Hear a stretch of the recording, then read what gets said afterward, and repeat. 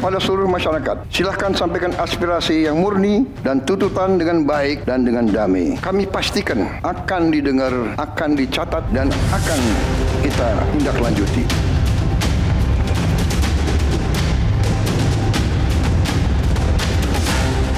Kita harus waspada, kita harus tenang, dan kita tidak boleh mengizinkan kelompok-kelompok yang ingin membuat huru-hara dan kerusuhan. Aspirasi yang sah silakan untuk disampaikan. Kita akan perbaiki semua yang perlu diperbaiki.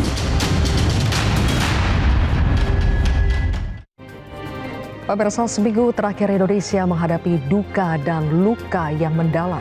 Di tengah aksi penyampaian aspirasi tentang segala persoalan di negeri ini, kita menyaksikan beragam lapisan masyarakat menjadi korban kekerasan. Demonstrasi murni telah disusupi penumpang gelap yang berusaha untuk menciptakan kerusuhan dan mengaburkan tuntutan masyarakat yang seharusnya. Narasi campur tangan asing hingga indikasi makar dan terorisme mencuat. Namun rakyat butuh bukti dan tuntutannya dipenuhi. Inilah kontroversi selengkapnya. Siapa penumpang gelap? Bersama saya, Zilvia Iskandar.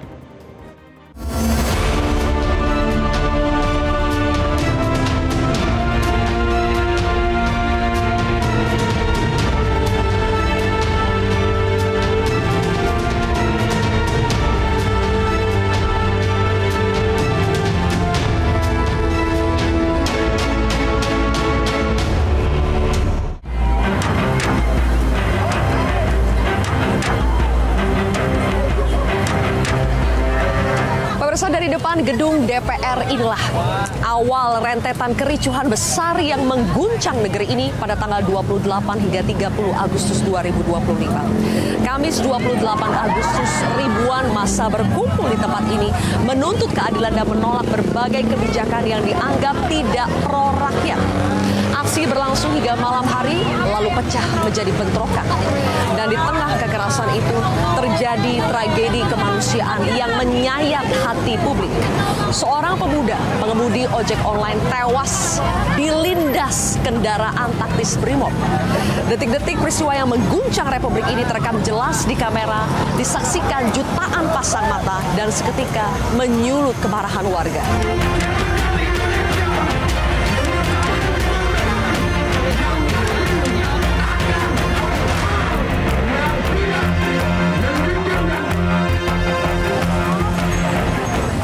Berikutnya, Jumat 29 Agustus, api mulai menjalar ke berbagai kota. Jakarta membara, halte Transjakarta, gerbang tol, kantor polisi menjadi sasaran. Di Surabaya, gedung Negara Gerahadi dirusak dan dibakar. Begitu juga gedung Polsek Tegalsari yang hampir seabad berdiri. Lalu, di Bandung ada mes MPR yang juga ludes dibakar. Dan puncaknya, gedung DPRD Makassar luluh lantak. 3 orang tewas akibat terjebak dalam kobaran api. Keesokan harinya, Sabtu 30 Agustus, Nusantara seakan meledak. Kota Mataram, Solo, Kediri, Pekalongan, Cirebon hingga kota-kota lain ikut bergejolak. Dalam 3 hari tersebut, sejumlah gedung DPRD dibakar dan kantor polisi diserang.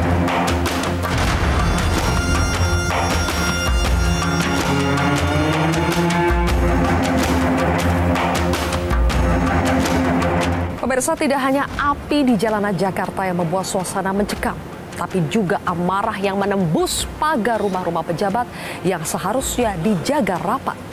Rumah anggota DPR Ahmad Sahroni, Eko Patrio, Uya Kuya, hingga kediaman Menteri Keuangan Sri Mulyani dijarah habis. Simbol kuasa yang selama ini dipandang jauh di atas rakyat mendadak jadi sasaran balas dendam. Pertanyaannya, mengapa rumah-rumah ini yang diserang? Apakah rakyat sekedar melampiaskan amarah atau justru ada kekuatan gelap yang sengaja menunggangi kemarahan untuk memicu kekacauan yang lebih besar?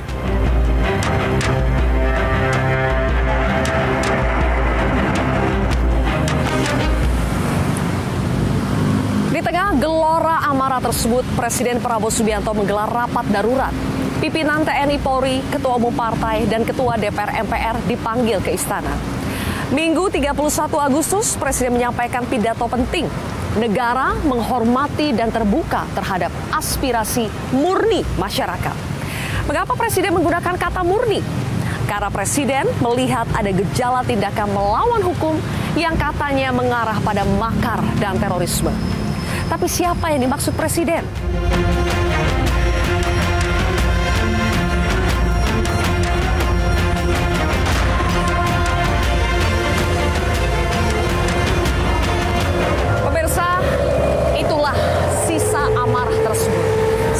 Bus Transjakarta yang habis terbakar. Besi hitam puing arang seakan menunjukkan bahwa Jakarta sedang tidak baik-baik saja. Kerugiannya tidak terbayang. Di Jakarta saja uang untuk memperbaiki semua kerusakan ini diperkirakan lebih dari 55 miliar rupiah. Secara nasional, Menteri Pekerjaan Umum Dodi Hanggodo menyebut total kerugian akibat aksi anarkis mendekati angka 900 miliar rupiah. Apakah pidato dan janji elit mampu benar-benar meredam gejolak atau ini hanya jeda singkat sebelum api kemarahan rakyat kembali menyala? Benarkah penumpang gelap yang menjadi dalang serangkaian aksi anarkis di negeri ini? Kami akan membahasnya di studio Metro TV.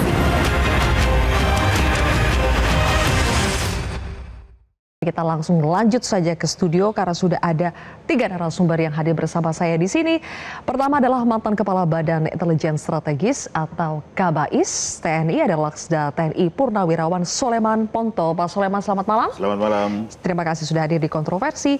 Kemudian ada juga senior analis drone emprit, Bang Yan Kurniawan. Bang Yan, selamat malam. Halo Mbak, selamat malam. Terima kasih sudah hadir di Kontroversi. Ya, kemudian juga ada pakar politik Profesor Burhanuddin Muhtadi. Prof. Burhan, selamat malam. Malam Zilvia. Dan kita masih menantikan kedatangan dari ada Koordinator Pusat BEM seluruh Indonesia atau BEM SI, Muzamil Ihsan, yang mudah-mudahan bisa bergabung bersama kita di sini. Karena terakhir kami dengar masih berada di istana ya, mudah-mudahan bisa bergabung.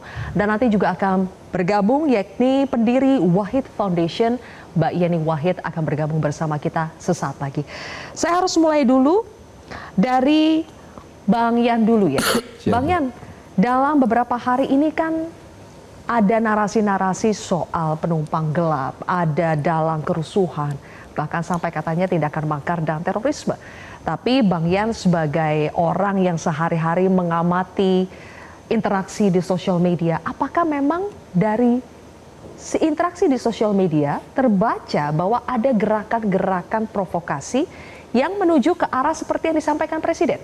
Ya, jadi Mbak, kalau kita ngambil data ya, data medsos itu dari tanggal 20 Agustus sampai akhir Agustus misalkan gitu, itu kan ada kita capture itu 2 kejadian, yaitu demo tanggal 25 dan demo tanggal 28. Yang menarik itu pertama itu adalah adanya upaya provokasi yang dilakukan oleh akun-akun gitu. Nanti kita bisa saksikan bareng-bareng ya, yang ada kalimat selain bubarkan DPR, ada juga kalimat bakar gedung DPR.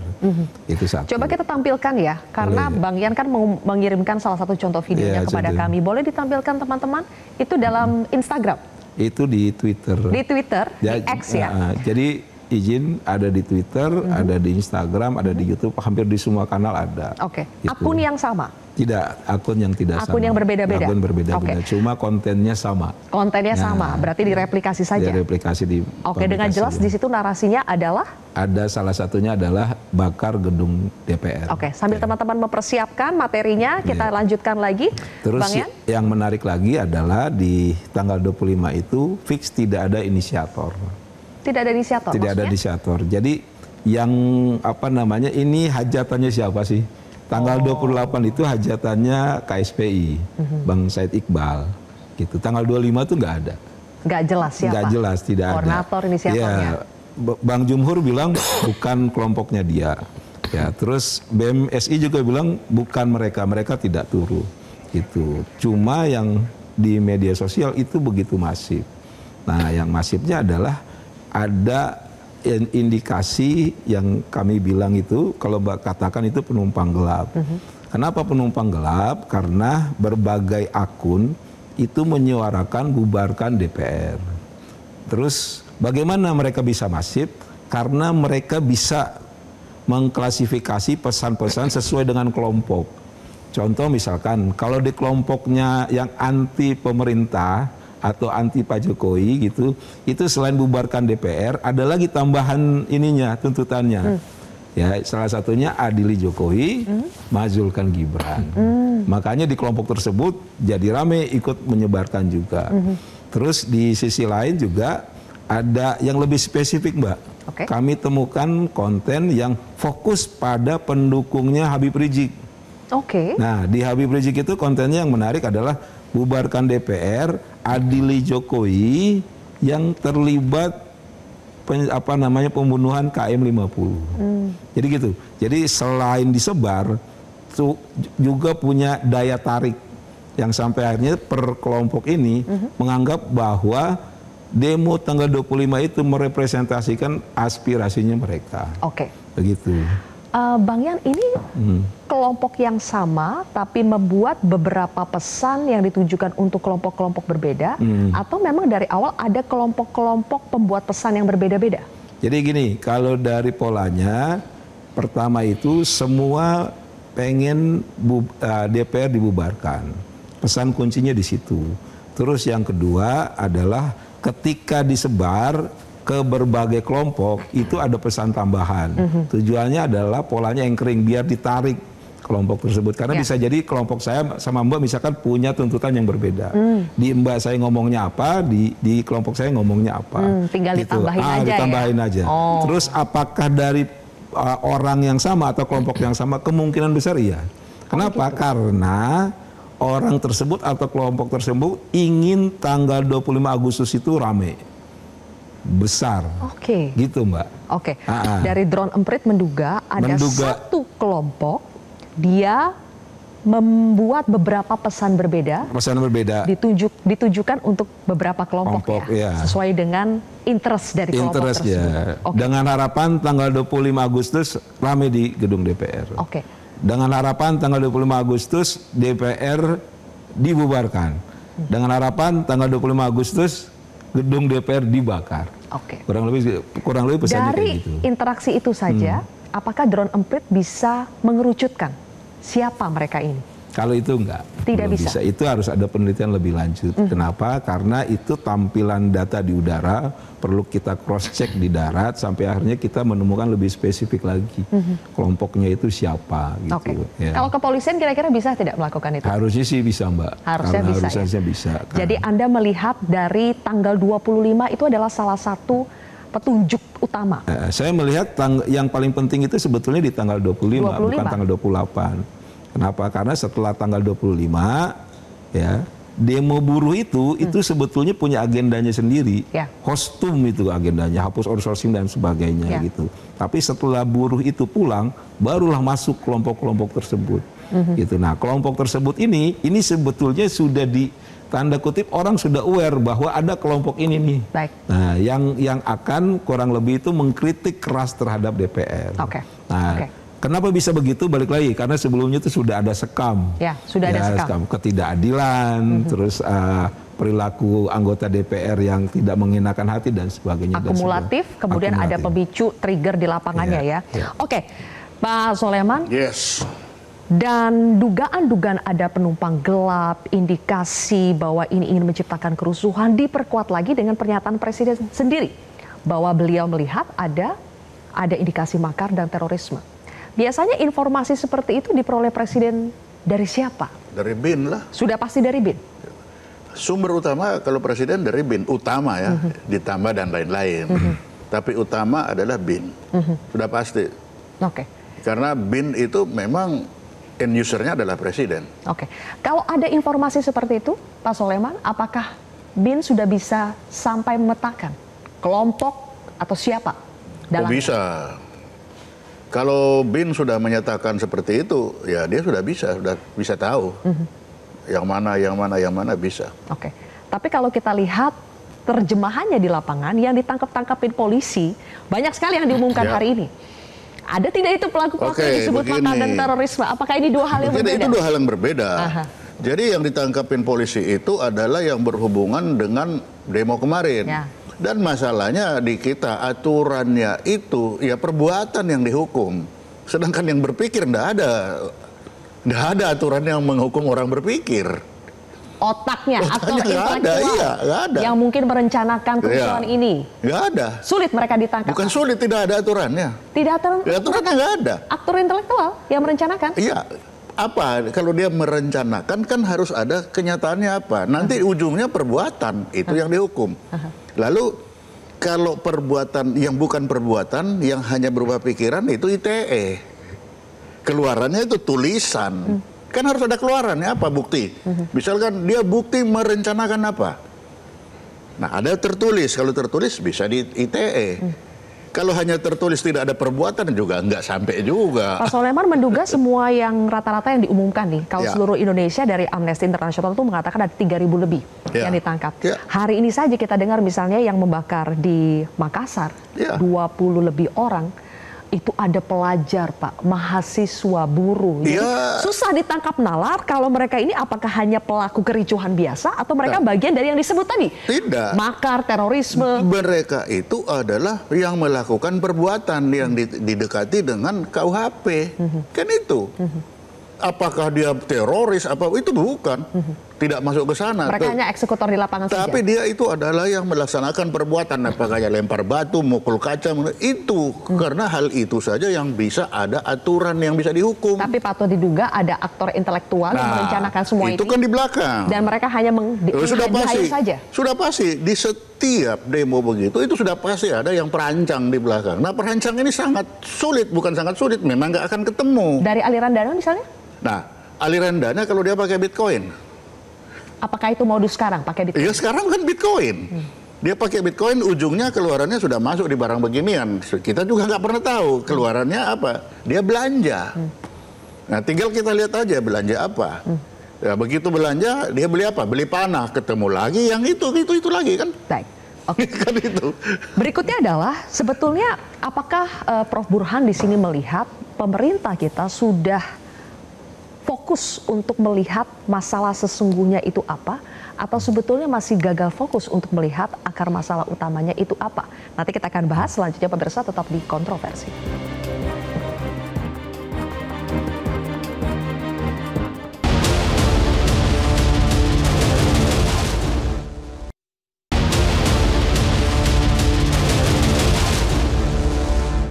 Baik, pemirsa, kembali lagi di Kontroversi. Prof Burhan, apakah Anda melihat sejauh ini penanganan atau pernyataan yang disampaikan Presiden itu sudah fokus melihat masalah dengan jelas atau masih gagal fokus sebetulnya dalam memetakan masalah yang sesungguhnya? Pertama, dua pidato Presiden Prabowo itu setidaknya bisa menenangkan publik secara temporer, dan kita lihat belakangan mulai terjadi semacam deeskalasi meskipun akarnya menurut saya belum terlalu banyak disentuh.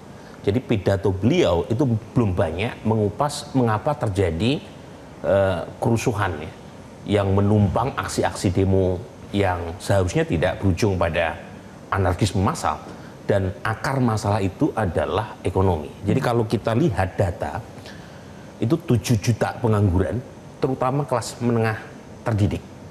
Kemudian ada 20 juta mereka yang bekerja tanpa upah, bantu suami, bantu orang tua, tetapi nggak ada upahnya. Itu naik sejak tahun 2019, naiknya kencang. Sebelumnya nggak sampai 20 juta. Nah, yang menarik adalah data mereka yang bekerja di sektor informal, gig workers. Itu sejak 2016 terjadi peningkatan hingga sekarang 31 juta. Sektor formal drop. Ya. Nah, ini menurut saya ini akar nih, karena kalau misalnya masyarakat itu mengalami kesulitan, tekanan hidup, mereka akan mencari kesalahan di level elit. Nah, kebetulan kalau kita baca RAPBN ya, yang dibacakan waktu sebelum hari kemerdekaan 15 Agustus itu ada semacam alokasi anggaran yang dipertanyakan banyak pihak, karena alokasi anggaran itu membuat misalnya ya TKD, transfer ke daerah, itu menurun cukup jauh, sekitar 27-30%. Dari 915 triliun untuk 2026 itu tinggal 650 triliun. Akibatnya ada ratusan pemerintah kabupaten kota yang menaikkan pajak karena mereka dipotong sekitar 350 T. Dan banyak kepala daerah yang males kan untuk melakukan kreativitas dalam mencari dana. Cara yang paling mudah adalah majakin rakyat di saat masyarakat sedang teriak terkait dengan PHK yang meningkat tajam, sampai Kementerian Tenaga Kerja nggak berani merilis datanya. Kemudian beras yang naik, ini harga beras tertinggi dalam beberapa tahun terakhir. Jadi ada banyak isu yang ibarat rumput kering, ada penumpang gelap datang, mudah sekali tuh dibakar. Jadi kebetulan saat yang bersamaan beberapa oknum anggota DPR itu kurang sensitif. Joget-joget di tengah situasi sedang tidak kondusif, kemudian mengeluarkan pernyataan yang tidak perlu. Dan kalau kita lihat, itu penumpang gelapnya pintar deh. Jadi don't get me wrong, saya tidak menolak bahwa ada yang mencoba memainkan ini semua, dan mereka mungkin mencoba mengail di air keruh ya. Tetapi akarnya ada, dan kemudian dipakai dua institusi yang disasar kan. Pertama adalah DPR, karena kebetulan di saat masyarakat sedang susah, DPR menaikkan tunjangan, tunjangan rumah, privilege apapun, gaji mereka 42 kali lipat dibanding rata-rata pendapatan warga. Itu sudah sebentuk ketidakadilan. Saat yang sama pula ada polisi yang nabrak. Jadi dua institusi ini kebetulan dalam survei-survei DPR dan polisi itu trustnya paling rendah. Jadi ketika melakukan kesalahan di saat sedang susah semacam ini, mudah sekali tuh untuk menggerakkan itu semua. Boom langsung ya. Boom. Baik. Dan indikasi bahwa pemerintah DPR itu mulai mencoba untuk membuka pintu kepada masyarakat. Kita lihat kemarin ketika ada perwakilan dari BEM, dari mahasiswa dan kelompok masyarakat itu diundang, diterima, akhirnya masuk ke Senayan untuk menyuarakan aspirasi. Mereka membawa sejumlah tuntutan dan salah satu tuntutan yang banyak dibahas adalah ketika BEM meminta DPR untuk membentuk tim investigasi untuk mengusut siapa sebetulnya dalang kerusuhan. Saya akan langsung bertanya kepada ada Ketua BEM UI yang bergabung bersama kita lewat sambungan Zoom, ada Agus Setiawan. Selamat malam, Agus. Selamat malam, Mbak Zilvia. Apakah suara saya terdengar dengan jelas? Oke, jelas. Agus, langsung saja, kenapa muncul ide supaya meminta DPR membentuk tim investigasi untuk mengusut siapa dalang kerusuhan? Sebetulnya apakah karena kalian juga meyakini iya ada dalang kerusuhan, atau kalian menantang DPR saja untuk membuktikan, tunjukkan kepada kami siapa dalang kerusuhannya? Iya, baik Mbak. Terima kasih banyak sebelumnya. Perlu kami sampaikan dan tegaskan bahwa tuntutan kami tidak sebatas untuk pembentukan tim investigasi yang mengusut tuntas dalang di balik kerusuhan. Tetapi lebih daripada itu, tuntutan kami adalah untuk menginvestigasi pula terkait dengan kekerasan yang terus-menerus berulang kepada masa aksi yang dilakukan oleh aparat, terutama sepanjang bulan Agustus ini.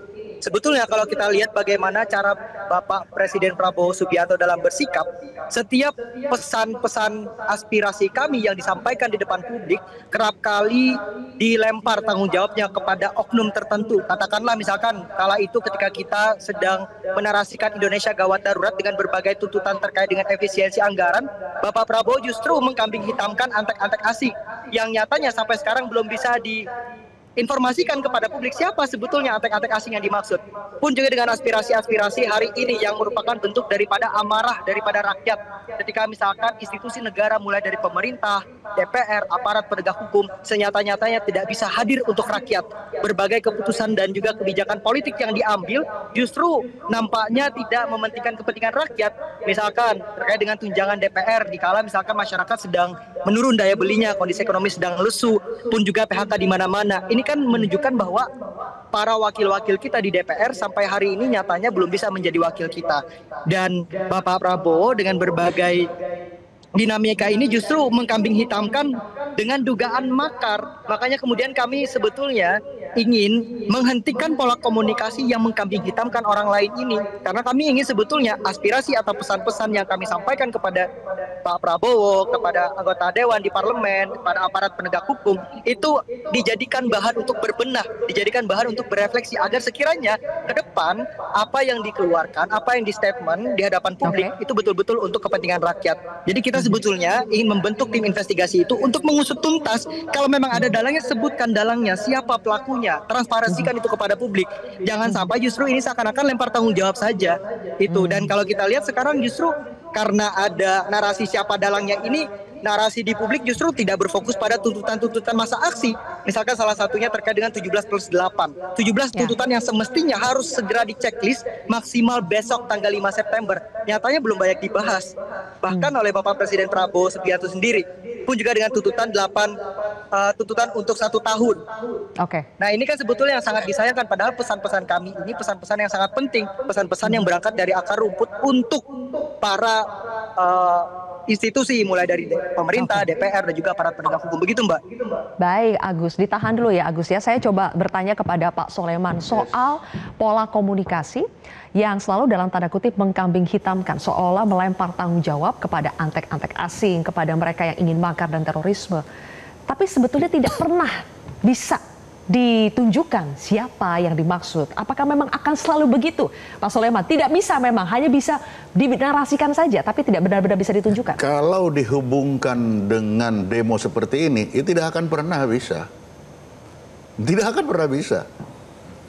Makanya ya hanya sampai di situ memang.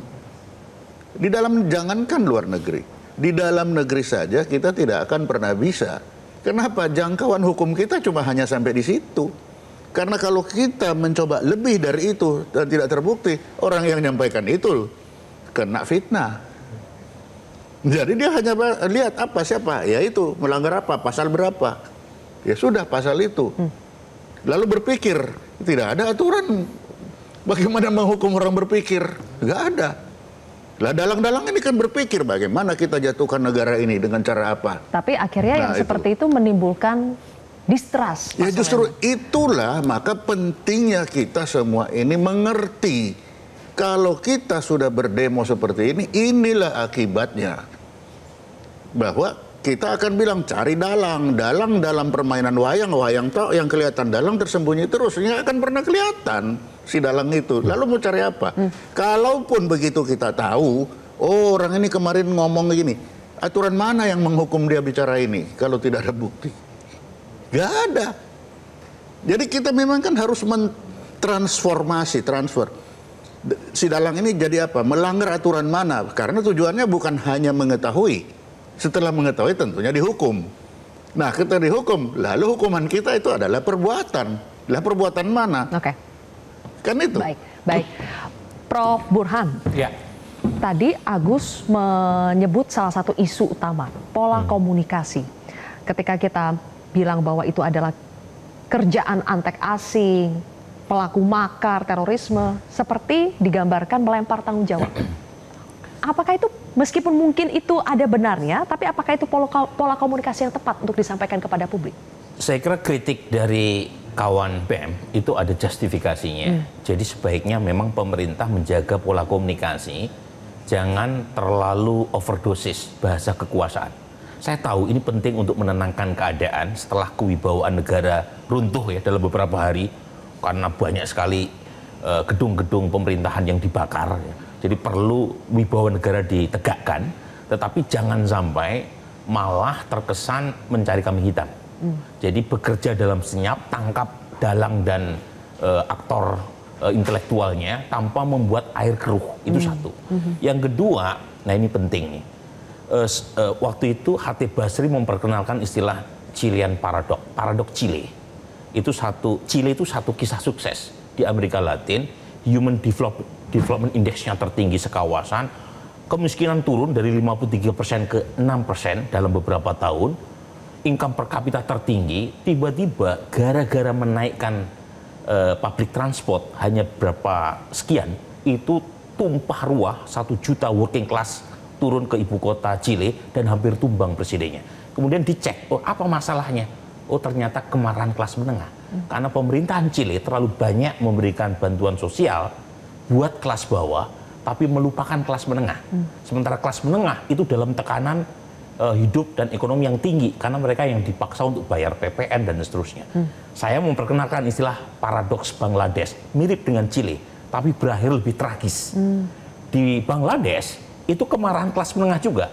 Bayangkan Sheikh Hasina, mantan Perdana Menteri, itu berhasil meningkatkan pendapatan per kapita secara fantastis. Dari $600 menjadi 2.500 hanya dalam 4 tahun. Kemudian pertumbuhan ekonomi 6% per tahun. menang pemilu 80% lebih di parlemen. Jatuh gara-gara dia memberikan affirmative action, rekrutmen PNS sepertiga dari keluarga pejuang kemerdekaan, yang notabene adalah dari partainya sendiri. Jadi poin saya adalah, kalau kita lihat kemarin, memang dari dua kelompok, dari sisi ekonominya ya, kelas menengah, yang kedua adalah aspiring middle class. Yang kebetulan memang tidak mendapatkan banyak privilege. Yang banyak dapat privilege kan kelas bawah nih. Nah justru kelompok ini itu nyaring tuh, lewat medsos kalau mereka tidak puas, turun ke jalan karena mereka punya banyak media kan untuk menyalurkan ketidakpuasannya. Saran saya, ini yang harus disasar. Karena kalau misalnya Pak Prabowo itu berhasil menenangkan hari ini, tetapi akar masalahnya tidak diselesaikan, itu bukan tidak mungkin muncul lagi. Jadi saya khawatirnya di situ. Karena sejauh ini sepertinya itu responnya itu respon temporer. Berkaitan untuk deeskalasi dan ekonomi. Alhamdulillah ya, kemarin demo tidak sampai masuk ke sentra-sentra ekonomi. Tapi paling tidak kan kita perlu punya waktu nih untuk memikirkan bagaimana kelas menengah yang marah itu bisa dikasih insentif supaya mereka bisa terlepas. Dan sudah terlihat misalnya Bu Sri Mulyani mengatakan tidak ada pajak ya 2026. Tetapi perlu ada lagi supaya tadi kelompok-kelompok yang rentan itu bisa meningkat lagi ekonominya, termasuk melalui kebijakan anggaran yang pro terhadap pertumbuhan ekonomi warga. Itulah mengapa di segmen berikutnya, pemirsa, kita akan bahas lebih kepada langkah konkret jangka panjang ya, yang harus diambil oleh eksekutif dan juga legislatif untuk betul-betul menyentuh akar masalah yang sesungguhnya, dan tidak hanya menyentuh, tapi betul-betul mencari solusi untuk masyarakat, untuk kepentingan bangsa kita. Sesaat lagi, pemirsa.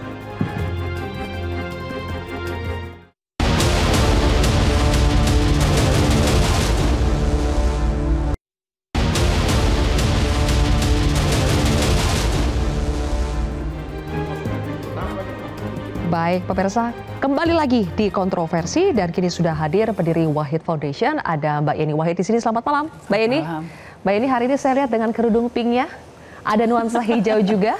Pink hijau. Jadi sudah simbol Bravery Pink dan Hero Green yang kita lihat ya, ada gerakan solidaritas di media sosial yang ditunjukkan dengan warna pink dan hijau. Mbak Yeni di sini sudah bersama kita. Baik, Mbak Yeni, jadi mencermati apa yang terjadi di Indonesia selama 1 minggu belakangan ini, apakah Mbak Yeni melihat ini adalah akumulasi dari berbagai masalah yang ada di negeri ini? Pastinya kalau kita lihat ya, perjalanan kemarahan masyarakat ini kan panjang sekali. Banyak sekali kasus-kasus yang terjadi, lalu kemudian tidak pernah disikapi dengan bijaksana, lalu kemudian aspirasi-aspirasi masyarakat tidak didengar, tadi dikatakan Mas Burhan, lalu kemudian ada pemantik-pemantik mulai dari Pati dan lain sebagainya. Dengan penyebab yang sudah diuraikan tadi, karena dana dari pusat ke daerah transfernya dikurangi sehingga pemerintah daerah harus lebih kreatif. Sayangnya kreativitasnya adalah dengan membebani masyarakat ya untuk mencari tambahan dana. Nah, lalu kemudian berjalan lagi dengan adanya pidato presiden ya. Kemudian ada masyarakat kemudian mendengar bahwa ada kenaikan tunjangan DPR dan lain sebagainya. Jadi sudah banyak akumulatif.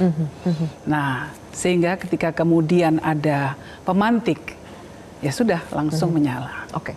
Tapi kita lihat dalam beberapa hari dari hari Minggu ya, pidato presiden, kemudian sudah ada tindak lanjut dari DPR.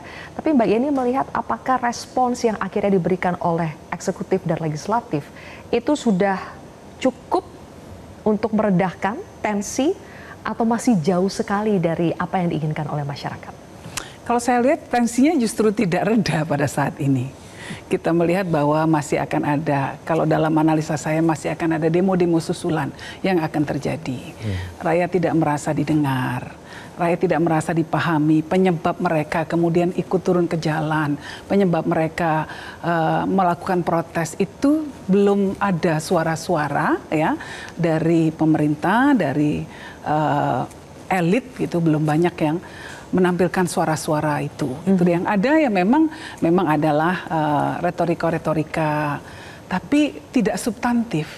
Sehingga akhirnya kemudian lahir 17+8 aspirasi rakyat. Itu kan tuntutan yang clear sekali. Nah sekarang agak parah lagi menurut saya, regresi lagi. Kenapa? Ini kan ada aktivis-aktivis yang ditahan. Karena dianggap memprovokasi demonstrasi dan lain sebagainya. Itu dilindungi oleh undang-undang loh. Ya, bahwa hak kita untuk bersuara, untuk melakukan aksi-aksi untuk menyuarakan ketidakpuasan masyarakat itu dijamin oleh undang-undang. Ada kebebasan berpendapat di sana.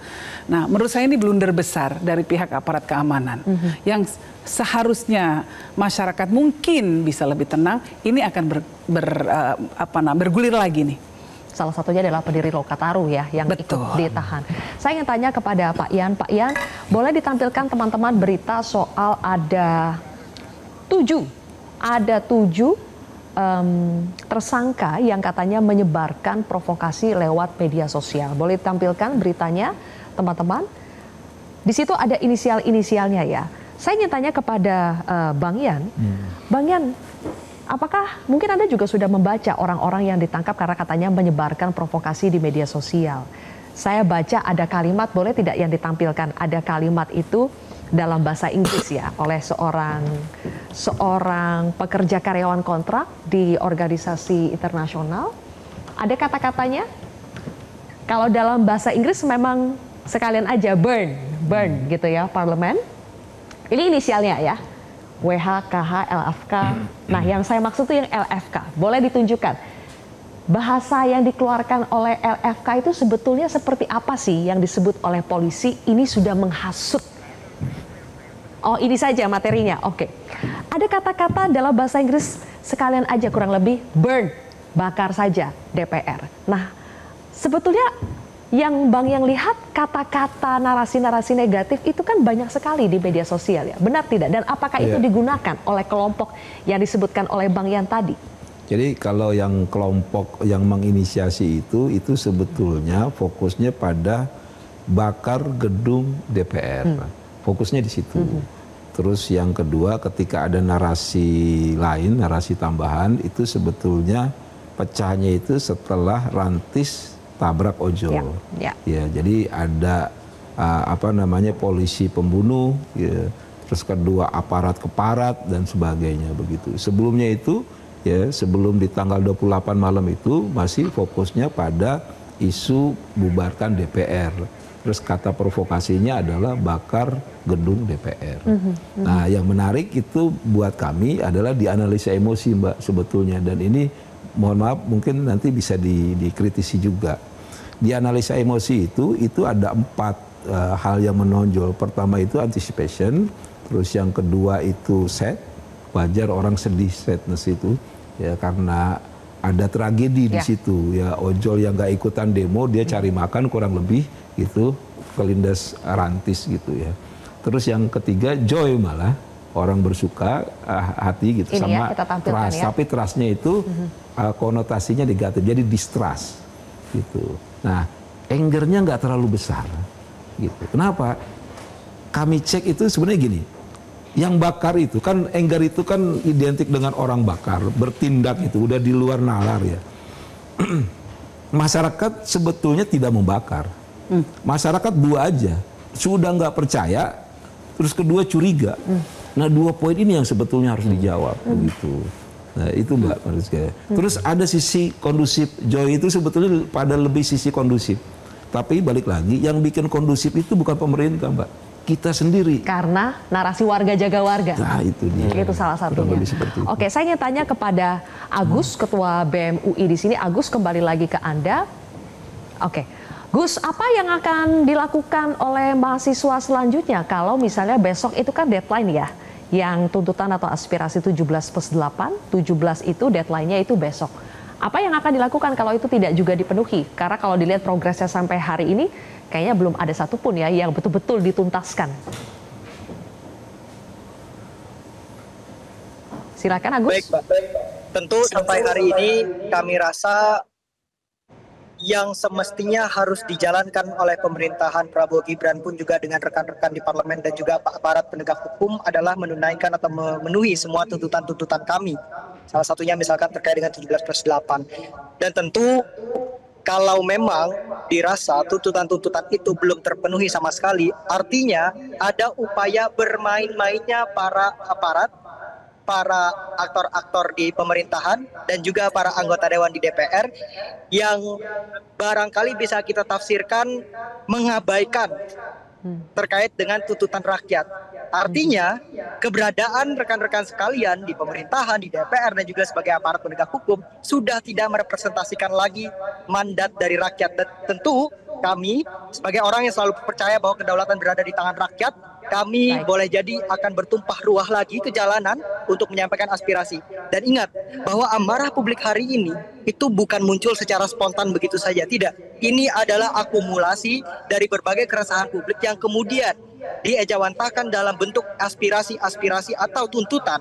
Artinya kalau memang tuntutan ini tidak dipenuhi, berarti amarah itu tidak akan pernah berhenti. Dan boleh jadi amarah itu akan semakin membesar.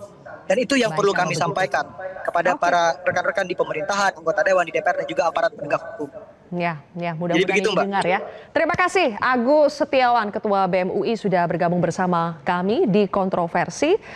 Besok adalah tergantung ini akan menjadi quick win ya atau justru sebaliknya. Ini justru akan semakin menegaskan bahwa pemerintah DPR itu abai dengan tuntutan rakyat. Kami akan bahas lebih jauh pemirsa usai jeda.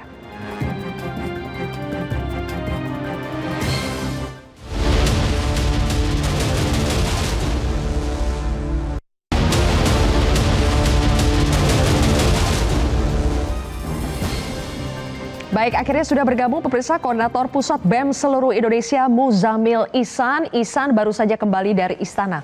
Langsung saja, apa kabar yang dibawa dari Istana? Ada kabar penting tidak?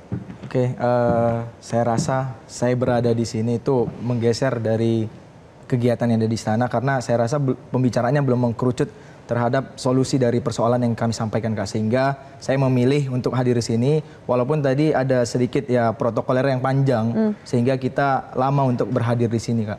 Saya rasa ya memang bertemu dengan siapa tadi di Istana? Tadi kita bertemu oleh Menteri Sekretaris Negara, kemudian Menteri Pendidikan Tinggi sama Wakil Menteri Sekretaris Negara. Dalam 2 hari ini kan sibuk ya. Mahasiswa akhirnya diundang, ayo kita rembuk. Merasa itu sudah ada wadah setidaknya untuk menyampaikan aspirasi dan ada optimisme tidak setelah itu bahwa ini betul-betul akan ditindaklanjuti? Ya, kalau saya rasa sebenarnya ya respon dari mereka kita apresiasi karena hari ini mereka masih ada yang mendengar kita. Tetapi kita harus tetap mengkawal apa yang menjadi persoalan hari ini, persoalan-persoalan dari masyarakat, dari rakyat, dari mahasiswa. Ini benar-benar menjadi pertimbangan ataupun menjadi pembahasan bagi mereka, bukan menjadi cooling down-nya suasana gitu. Karena kalau ini hanya menjadi cooling down, saya rasa bakal ada gerakan-gerakan selanjutnya yang lebih besar, saya rasa, Kak. Apa jadinya kalau besok kan ada deadline ya, tuntutan 17+8 yang 17-nya itu. Apa yang akan terjadi kalau itu tidak dipenuhi? Ya, saya rasa 17 tuntutan yang deadline-nya adalah besok itu bukan berupa kebijakan tetapi perilaku dari mereka, Kak. Makanya kenapa kita sampaikan kepada media 17 tuntutan itu harus dilakukan secara secepat-cepatnya supaya tidak ada lagi gejolak massa, tidak ada lagi gejolak kemarahan rakyat yang diakumulasikan ke dalam gerakan-gerakan yang besar gitu. Saya rasa memang pemerintah harus membuat langkah-langkah yang konkret langsung untuk supaya tidak ada kemarahan yang besar. Contoh konkretnya apa deh menurut kamu? Ya saya rasa diturutin apa yang 17 yang menjadi tuntutan masyarakat itu diturutin setidaknya gitu. Yang paling urgent? Yang paling urgent saya rasa tunjangan DPR coba dideskripsikan apa yang dikurangin untuk kemudian bisa meredakan suasana. Kemudian aktor-aktor politik yang oknum-oknum politik di DPR yang komunikasi publiknya yang sangat buruk. Saya rasa ini jangan dinonaktifkan tetapi dipecat secara langsung karena inilah awal mula konflik yang terjadi sehingga masyarakat merasa sudah muak terhadap wakilnya di DPR. Oke, setidaknya kalau 2 itu dipenuhi itu seperti sudah ada quick win ya, sudah ada kita bisa optimis nih untuk yang selanjutnya. Ya, tapi saya berharap bukan 2, 17 itu benar-benar dipertimbangkan oleh pemerintah hari ini. Itu yang kita harapkan. Oke, Pak Soleman, terakhir di Anda, kalau narasinya adalah kita hari ini siapa penumpang gelap dan penumpang gelap mungkin akan terus memanfaatkan situasi kalau persoalan utamanya tidak reda-reda. Persoalannya adalah apakah penumpang gelap itu bisa diidentifikasi juga jauh-jauh hari dan diantisipasi. Tidak bisa. BIN kita tidak bisa mengantisipasi dan mencegahnya. Kalaupun dia tahu, dia tidak bisa menuduh. Karena apa? Di kita ujungnya itu adalah perbuatan. Lah perbuatan pasti dilakukan oleh orang-orang lapangan yang kecil-kecil yang ditangkap itu sekarang. Ya inilah resiko. Jadi kalau masih kita mengambil langkah-langkah demo seperti ini, yang menjadi korban utama yaitu yang kecil-kecil yang sekarang. Maksudnya gimana? Masa teman-teman nggak boleh demo? Ya boleh aja, tetapi risikonya ini. Kenapa? Sistem hukum kita tidak bisa menjangkau orang yang berpikir. Padahal yang namanya si dalang pasti yang memikir. Yang berpikir mana ada?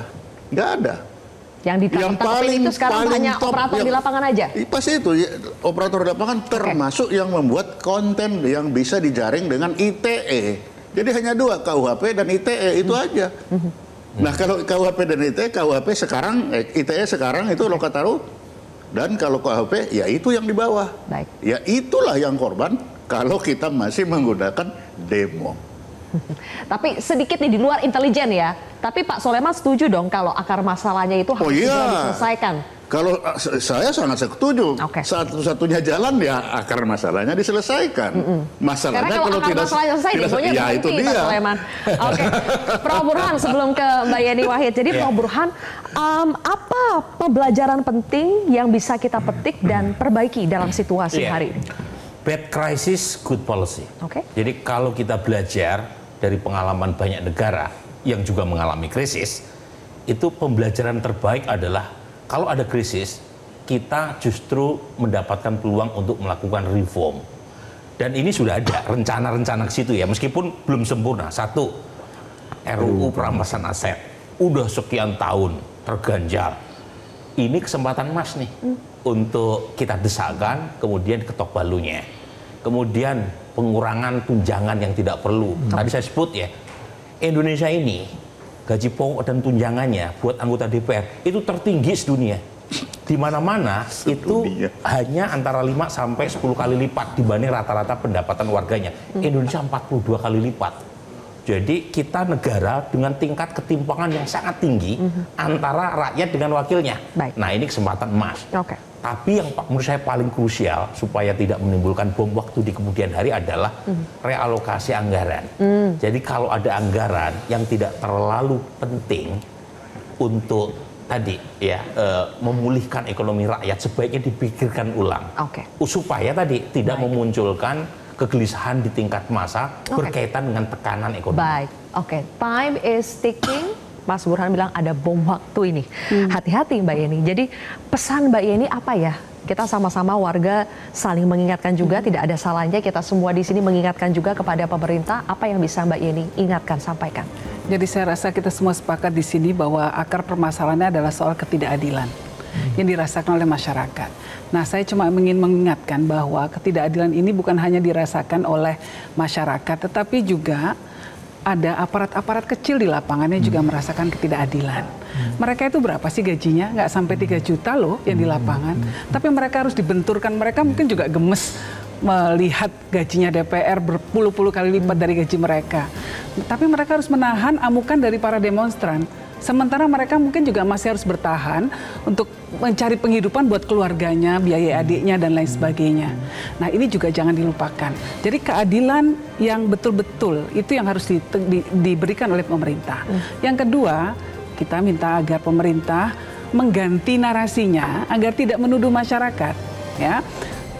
Jangan pakai kata-kata makar, terorisme, hal-hal yang menyudutkan, provokasi dan lain sebagainya. Saya rasa adik-adik kita ini terlalu pintar untuk ditunggangi, ya, bahwa ada penumpang-penumpang gelap dalam aksi massa, biasanya memang selalu terjadi seperti itu. Dan mereka lebih pintar. Mereka mengisolasi diri, mereka tidak mau lebur ya dalam aksi-aksi penjarahan, ya. Mereka disiplin, mereka fokus pada tuntutannya. Itu kita hormati, kita hargai. Yang paling penting sekarang simbol-simbol yang diminta, gesture, ya, tindakan-tindakan simbolik yang diminta oleh masyarakat, turuti, berikan. Tunjangan bukan cuma tunjangan DPR, DPRD juga, dan pemerintah. Kita melihat bahwa efisiensi juga perlu dilakukan di tubuh pemerintah. Pemerintah ini besar sekali, terlalu gemuk, terlalu banyak tunjangannya, terlalu banyak pejabatnya, kita ngafalin aja pusing nama-nama pejabatnya, ya lelah hati kita, capeknya bukan capek mental, ya bukan cuma capek fisik mau mikirin, tapi juga capek mental karena memikirkan bahwa pajak kita dipakai untuk membiayai mereka semua ini. Berapa banyak staf khusus dengan ngoeng-ngoengnya, berapa banyak sekali, terlalu banyak pejabat kita. Sementara rakyat tidak merasa mereka betul-betul diwakili dalam kebijakan yang berpihak. Ya. Kita butuh contoh ya. Baik, terima kasih. Kita butuh keteladanan dan yang terpenting adalah kembali lagi ke sila kelima kita, keadilan sosial. Terima kasih Mbak Yeni, Ihsan, kemudian Prof. Burhan, Bang Yan, dan juga Pak Soleman Poto sudah bergabung bersama kami. Pemirsa, ya penumpang gelap memang harus ditangkap, tapi jangan kambing hitamkan mereka yang suarakan keadilan. Pemerintah dan wakil rakyat harus berbenah karena rakyat akan terus menuntut haknya. Saya Zilvia Iskandar pamit undur diri. Terima kasih telah menyaksikan Kontroversi.